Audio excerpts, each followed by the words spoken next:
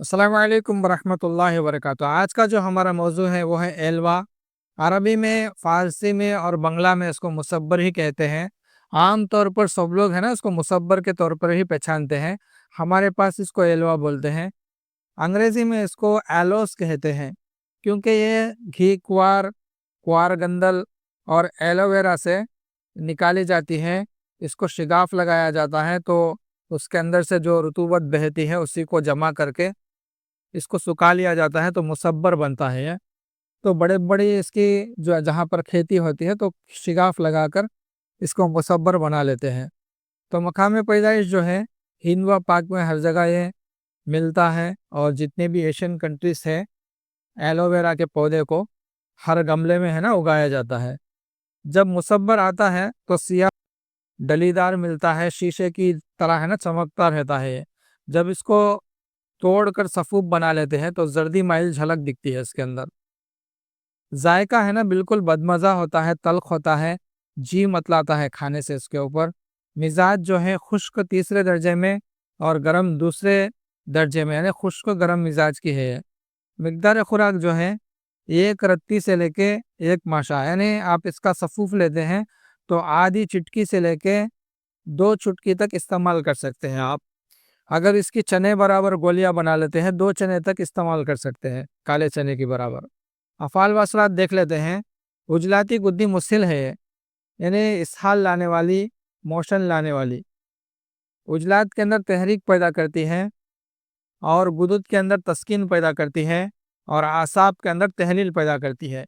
कीमियाई तौर पर बदन के अंदर खून में है ना रिया पैदा करती है, सफरा में खुश्की पैदा करती है, बलगम को गलीस करती है और उसको रिया में यानी हवा में तब्दील कर देती है। इसके लगातार खाने से सौदावी अमराज बदन के अंदर पैदा हो जाते हैं। खवास देख लेते हैं। मुहर्रिक कल्ब हमारे दिल को एक्टिव करती है। मुखरश और मुनकबिस उजलात है, यानी उजलात में कब्ज़ पैदा करती है, टाइट करती है। मुजफ्फिफ व हाबिस है। मुजफ्फिफ के माने होता है रुतूबात को खुश्क करना, हाबिस के माने होता है रुतूबात को रोकना। मुखरिज बलगम है, बलगम का इखराज करती है, यानी निकाल के फेंकती है। दाफ़े दर्द है, दर्दों को दफा करती है। मुसक्किन सोजिश व जिगर व गुदुद है, यानी जिगर के अंदर इसी तरह गुदुद के अंदर सोजिश को दूर करती है। मुदर हैज़ है।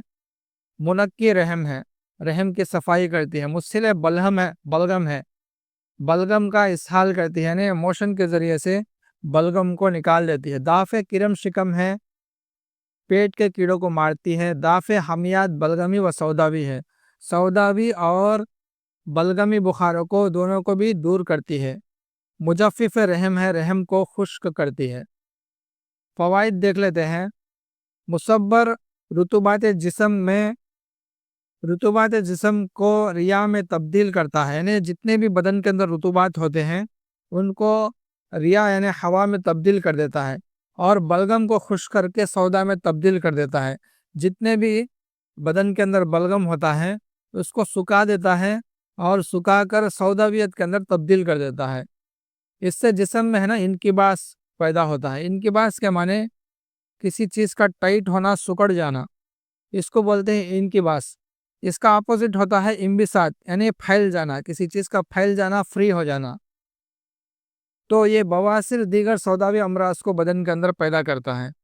इसके अलावा क्योंकि मुसब्बर जिस्म में रिया और खुश्की पैदा करता है, अपने खवास की शिद्दत की वजह से मुसब्बिर मुकव्वी मुस्सिल है, यानी जिन लोगों को मोशन रुके हुआ है तो बदन के अंदर इनकिबास पैदा करके बदन से जो मादे हैं उसको खारिज कर देता है। बहुत ज़्यादा ताकतवर मुस्सिल है ये, इस हाल को बहुत अच्छा लेकर आता है, बल्कि दायमी कब्ज़ के लिए यकीनी दवा है। जिन लोगों को सालों सालों से दायमी कब्ज़ है इनके लिए है ना बेहतरीन दवा है।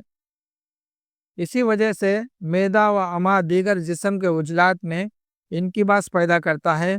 इसी वजह से इसको मुकव्वी मैदा और कातिल किरम लिखा गया है, यानी बदन के अंदर जो मैदा और जिगर के रुतूबात को खुश्क करता है और टाइट भी करता है उजलात को, میدے کے جو عضلات ہوتے ہیں، مسلس ہوتے ہیں، اس کو ٹائٹ کرتا ہے، اس لیے میدے میں طاقت مل جاتی ہے، رطوبات بھی خشک ہو جاتے ہیں، جو لوز عضلات ہوتے ہیں ان کو ٹائٹ کر دیتا ہے، تو میدا اچھی طریقے سے کام کرنے لگتا ہے، میدا ہے نا مقوی ہو جاتا ہے، اور کیونکہ یہ کڑوا ہے اس لیے پیٹ کے کیڑے ہیں نا اس سے مر جاتے ہیں۔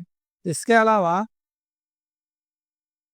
رحم کے جو رطوبات ہے اور رحم کے اندر جو بلغمی مادے ہے اس کو خشک کر دیتا ہے، ڈرائی کر دیتا ہے۔ جب ڈرائینس زیادہ ہو جاتی ہے تو حیض ہے نا کھل کر آنے لگتا ہے، اندرونی بیرونی جتنے زخم ہوتے ہیں ان کو بھی ہے نا یہ خشک کر دیتا ہے، یعنی جو رطوبات رسنے والے جو زخم ہوتے ہیں، چاہے بدن کے اندر ہو بدن کے باہر ہو، ان دونوں کو بھی خشک کرتا ہے۔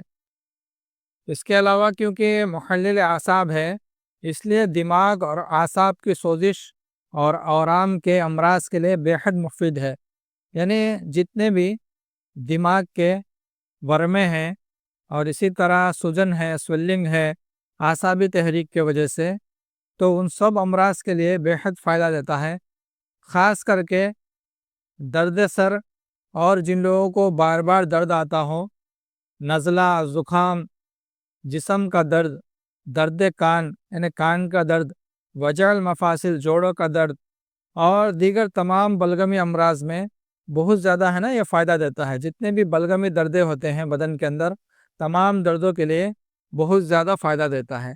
جن مریضوں کو جسم سے خون آتا ہو ان کو مصبر کا بنا ہوا کوئی مرکب ہرگز نہیں دینا چاہیے، خاص کر کے ان عورتوں کو جو عورتیں حمل سے ہو یعنی پیٹ سے ہو، ایسے عورتوں کو مصبر سے بنی ہوئی چیز یا مصبر سے بنی ہوئی کوئی دوائی ہرگز نہیں دینا چاہیے۔ اس کے علاوہ جن مریضوں کو بواسیر ہو یا سوداوی امراض ہو، ایسے لوگوں کو خاص کر کے مصبر ہرگز نہیں دینا چاہیے۔ البتہ جس کسی کے مقام یا زخم سے رطوبات بہتے ہو، بلغم کا اخراج ہوتا ہے، تو مصبر یقینی اور بے خطا دوا ہے، خاص کر کے جن لوگوں کو زخموں کے اندر سے پانی ہے نا نکلتے رہتا ہے اور ہے نا رطوبات نکلتے رہتے ہیں، تو ایسے امراض کے اندر اور جن زخموں کے اندر کیڑے پڑ گئے ہوں، وہاں پہ مصبر پیس کر اوپر سے چھنک دینا یا مصبر کو وہاں پہ لگا دینا بہت جلد ہے نا پھوڑے، پنسیا وغیرہ کو فوراً ہے نا بھر دیتا ہے، خاص کر کے جن زخموں کے اندر سے رطوبات بستے ہو۔ تو یہ ہے مصبر کے فائدے۔ ہمارے چینل کو سبسکرائب کریں اور دوسروں تک پہنچائیں۔ السلام علیکم ورحمۃ اللہ وبرکاتہ۔